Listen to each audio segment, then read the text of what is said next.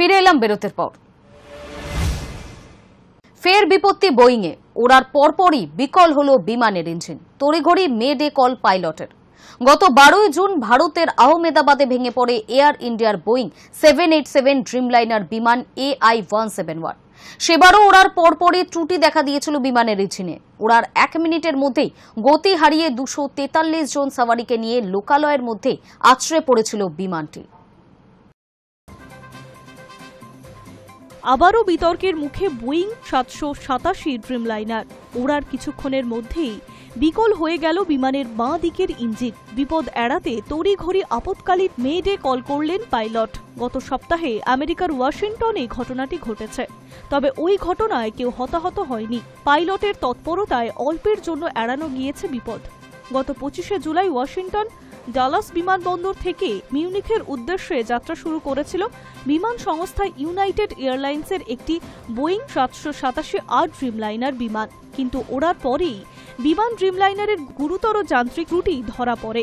এর কিছুক্ষণের মধ্যেই বিকল হয়ে যায় বাঁ দিকের ইঞ্জিন। সে সময় বিমানটি 5000 ফুট উচ্চতায় ছিল, ফলে মাঝ আকাশে আতঙ্কের পরিস্থিতি তৈরি হয়েছিল। সঙ্গে সঙ্গে আপৎকালীন মে ডে কল দেন পাইলট।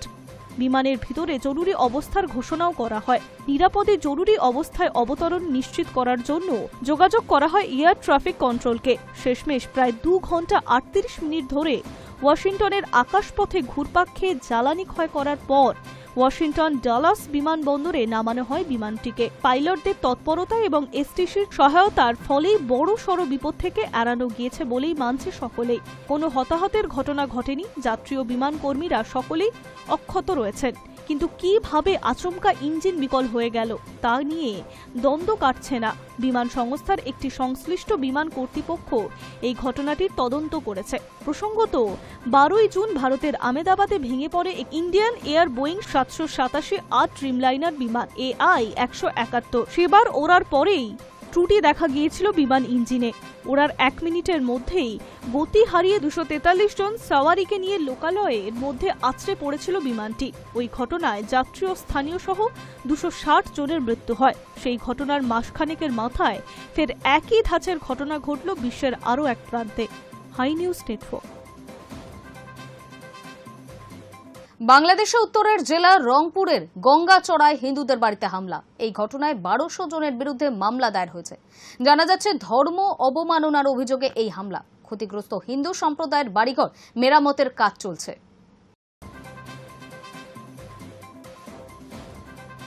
বাংলাদেশের উত্তরের জেলা রংপুরের গঙ্গাচড়ায় হিন্দুদের বাড়িঘরে হামলার ঘটনায় 1200 জনের বিরুদ্ধে মামলা দায়ের হয়েছে। এছাড়াও ক্ষতিগ্রস্ত হিন্দু সম্প্রদায়ের বাড়িঘর মেরামতির কাজ চলছে। বলা হচ্ছে ধর্ম অবমাননার অভিযোগে রংপুরের গঙ্গাচড়ার বেদগাড়ি ইউনিয়নের আলদাতপুর বালাপাড়া গ্রামে হামলার ঘটনায় অজ্ঞাত পরিচয় 1200 জনকে আসামি করে মামলা করা হয়েছে। মঙ্গলবার সন্ধ্যায় এক আক্রান্ত গঙ্গাচড়া থানায় মামলা করেন। পুলিশ বলছে সোশ্যাল মিডিয়ায় ধর্মীয় উস্কানি দেওয়ার অভিযোগ পেয়ে গত শনিবার রাতে এক কিশোরকে আটক করে থানায় আনা হয়। পরদিন সাইবার সুরক্ষা আইনে তার বিরুদ্ধে মামলাও দায়ের হয়। আদালত তাকে শিশু নির্বাসন কেন্দ্রে পাঠিয়েছে। ওই কিশোর এক বেসরকারি পলিটেকনিক ইনস্টিটিউটের শিক্ষার্থী। আর এই ঘটনাতেই উত্তেজিত জনতা শনিবার রাতে ওই কিশোরের বিচারের দাবিতে মিছিল করে। পরে তার বাড়িতে হামলা ও ভাঙচুর করা হয়। একই সময় আশেপাশের কয়েকটি বাড়িতেও হামলা চালায় উত্তেজিত জনতা। পরে রাতে পুলিশ এবং সেনাবাহিনী গিয়ে পরিস্থিতি নিয়ন্ত্রণে আনে। তার আগে মাইকিং করে সেখানে লোকজন জড়ো করে ওই হিন্দু এলাকার অন্তত 18টি বাড়ি ভাঙচুর করা হয়। এদিকে ধর্ম অবমাননার অভিযোগে রংপুরের গঙ্গাচড়ার বেদগাড়ি ইউনিয়নের আলদাতপুর বালাপাড়া গ্রামে হামলায় ক্ষতিগ্রস্ত বাড়িঘর মেরামত করে দিচ্ছে প্রশাসন। মঙ্গলবার সনাতন ধর্মাবলম্বীদের বাড়িগুলি মেরামত শুরু হয়েছে। পরিস্থিতি নিয়ন্ত্রণে গ্রামে এখনও আইন শৃঙ্খলা বাহিনী মোতায়েন রয়েছে। উপজেলা নির্বাহী অফিসার মাহমুদ হাসান মৃধা বলেন, ক্ষতিগ্রস্তদের নিরাপত্তার জন্য প্রয়োজনীয় সব উদ্যোগ নেওয়া হয়েছে। এখন আর কোনো আতঙ্ক নেই, পরিস্থিতি স্বাভাবিক। তিনি বলেন, অপরাধীদের চিহ্নিত করে আইনের আয়তায় আনা হবে। এই বিষয়ে গঙ্গাচড়া মডেল থানার ওসি আল ইমরান বলেন, বর্তমানে আইন শৃঙ্খলা পরিস্থিতি স্বাভাবিক রয়েছে। সেনাবাহিনী ও পুলিশ নিরাপত্তা ব্যবস্থায় নিয়োজিত রয়েছে। কদিন আগেই আমেরিকার আন্তর্জাতিক ধর্মীয় স্বাধীনতা বিষয়ক কমিশনের এক রিপোর্টে দাবি করা হয়েছিল বাংলাদেশের সংখ্যালঘুর জীবন বিপন্ন। তারা স্বাধীনভাবে ধর্মাচরণ করতে পারছেন না। এবার ফের প্রকাশ্যে এলো সে দেশে হিন্দু নির্যাতনের করুণ ছবি। Hi News network.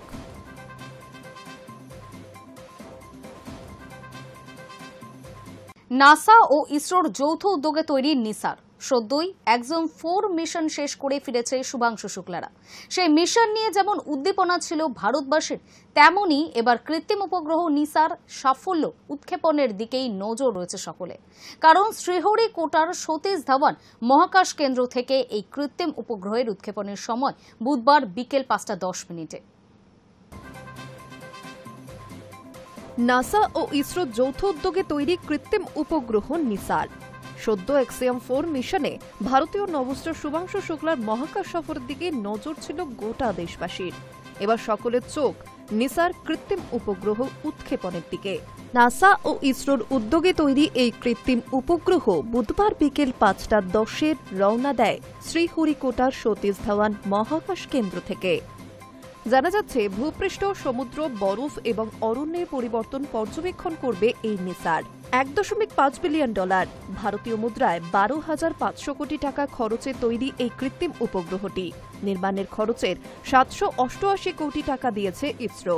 এই বিনিয়োগ বিপুল অঙ্কের হলেও তা শেষ পর্যন্ত লাভদায়ক হবে বলেই মনে করছে ওয়াকিবহাল মহল। তবে উৎক্ষেপণের পরে সেটি কর্মক্ষম হয়ে উঠবে না। উৎক্ষেপণের পর তা সেট আপ করতে অন্তত 90 দিন সময় লাগবে। তারপরে সেটা কাজ শুরু করবে। জানা যাচ্ছে প্রতি 97 মিনিটে পৃথিবীকে চক্কর কাটবে এটি এবং মাত্র 12 দিনের মধ্যেই এই গ্রহের ভূখণ্ড ও তুষারাবৃত অঞ্চলের বিস্তৃত মানচিত্র তৈরি করে ফেলবে। সবচেয়ে বড় কথা, অন্ধকার, মেঘ, ধোঁয়া ইত্যাদিকে এড়িয়ে পৃথিবীর সূক্ষ্মাতি সূক্ষ্ম পরিবর্তনও ধরতে পারবে নিসার। ফলে এইসব তথ্য গবেষকদের কাছে অত্যন্ত জরুরি হয়ে উঠবে। বিনামূল্যে সেই তথ্য ব্যবহার করে বিজ্ঞানী, জলবায়ু বিশেষজ্ঞরা তাদের কাজ চালাতে পারবেন।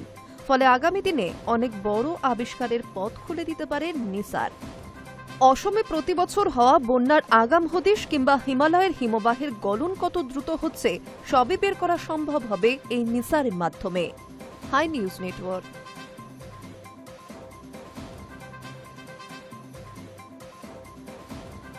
শহরের বুকে ঘটে চলেছে একের পর এক নববধূর হত্যা। নতুন জীবনের যখন শুরু, তখন কার এত রাগ বিয়ে নিয়ে? খুনের পেছনে কে বা কারা? আসল খুনিকে কি ধরতে পারবে পুলিশ? সদ্যই ওটিটি প্ল্যাটফর্মে মুক্তি পেয়েছে বীরাঙ্গনা। কেমন হলো সিরিজটি? শহরের বুকে একের পর এক নবপরিণীতার মৃত্যু। ফুলশয্যার রাত যেন সরসজ্জা। তবে এক্ষেত্রে টার্গেট শুধু বিবাহ বিচ্ছিন্ন মহিলারা। এমনই এক রোমহর্ষক প্লট নিয়ে তৈরি হইচইয়ের সদ্য মুক্তিপ্রাপ্ত বীরাঙ্গনা। পরিচালনায় নির্ঝর মিত্র, যিনি এর আগে শিকারপুর, ডাইনির মতো থ্রিলার সিরিজ উপহার দিয়েছেন। তবে এবার শুধু থ্রিলার নয়, রোমাঞ্চের মোড়কে জটিল মনস্তত্ত্বের সুতোয় টান দেওয়ার চেষ্টা করেছেন পরিচালক। এই গল্পের নায়িকা চিত্রা বসু, শৈশবে মায়ের সান্নিধ্য না পাওয়া এক মেয়ে। পুলিশ অফিসার বাবার শিক্ষায় শিক্ষিত। ভাগ্যচক্রে চিত্রাও পেশায় সাব ইন্সপেক্টর। লোকে বলে বাবার সুপারিশে মেয়ের চাকরি হয়েছে, কিন্তু চিত্রা দমে যাওয়ার পাত্রী নয়। বসের বিরুদ্ধে গিয়ে কাজ করার মাসুলে অবশ্য গুনতে হয় সাব ইন্সপেক্টর বসুকে। বরখাস্ত করা হয় চাকরি থেকে না, অধ্যস্তন কর্মী বলে তাকে শাস্তি পেতে হয়নি। চিত্রাকে শাস্তি পেতে হয়েছে মেয়ে মানুষ হয়ে প্রশ্ন করার অপরাধে।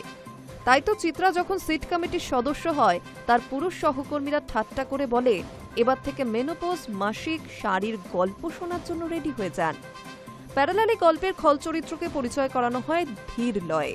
তবে টিজার ট্রেলার দেখে এতদিনে দর্শকরা আন্দাজ করে ফেলতে পেরেছে এই ডিভোর্সি নবপরিণীতাদের রহস্যজনক মৃত্যুর নেপথ্যে কে। দ্বিতীয় অংশ, যেটা সমাজ বলতে, বোঝাতে, শেখাতে ভুলে গিয়েছে কিংবা কোনোদিন প্রয়োজনই বোধ করেনি হয়তো। চিরায়ুর বাবা শৈশব থেকে তাকে শিখিয়েছে মা ভিলেন, পরপুরুষে আসক্ত। তাই সংসার, সন্তান ত্যাগ করে সুখের ঘর বেঁধেছে সে, যে কারণে চিরায়ুর ভিলেন মানসিকতা তৈরি হয়েছে। অন্যদিকে চিত্রার বাবা তাকে পাঠ দিয়েছে মা যেমন জীবন চেয়েছিল তা পায়নি, তাই সে নিজেকে নিজের মতো গুছিয়ে নিয়েছে।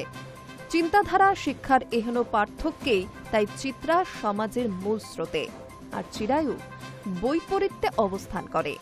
সমান্তরালে এহেন পাঠ দেওয়ার জন্য অবশ্যই পরিচালক, গল্পকারের বাহবা প্রাপ্য। তবে চিত্রা, চিরায়ু দুজনের ক্যারেক্টার ডিজাইনই মনে প্রশ্ন জাগায়। প্রথমত, কিছু দৃশ্যে চিত্রার চুপ থাকা, আবার কখনো দুষ্ট দমনে অ্যাকশনের মারপ্যাচ দেখানো। এমন একই রঙকে বহুরূপ বিশ্বাসযোগ্য তখনই মনে হয় যখন খুব যত্ন করে সেই চরিত্রের সব দিকগুলো গল্প অনুযায়ী এস্টাবলিশ করা হয়। দ্বিতীয়ত, চিরায়ু। ভাড়া বাড়িতে তার একার বাস, ফুলের দোকান চালায়, ফুলের চাষও সে নিজেই করে বাড়িতে। বর্তমান প্রজন্মের এই বয়সের ছোকরাদের কজন এমন পেশার দিকে ঝোঁকেন বা ঝুঁকছেন বা ঝুঁকবেন, সেই ব্যতিক্রম আছে বইকি। তবে রহস্যের পরত সাজাতে গিয়ে বিষয়টা বড্ড ম্যারম্যারে ঠেকে দেখতে দেখতে। উপরন্তু চিরায়ু আচমকাই কেন খুন করা শুরু করে?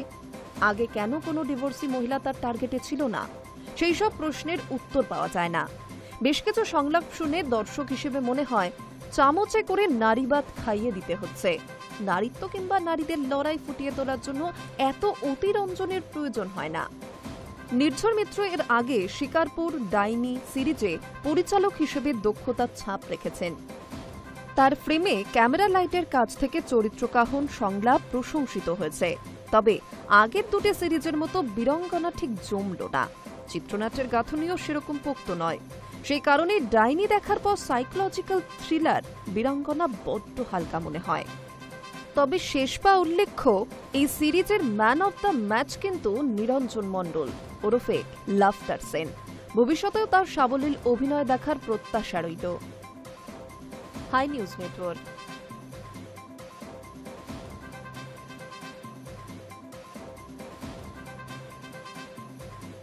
নিউজ টুডে এখনকার মতো এ পর্যন্তই। নজর রাখুন হাই নিউজে, নির্ভীক নিরপেক্ষ।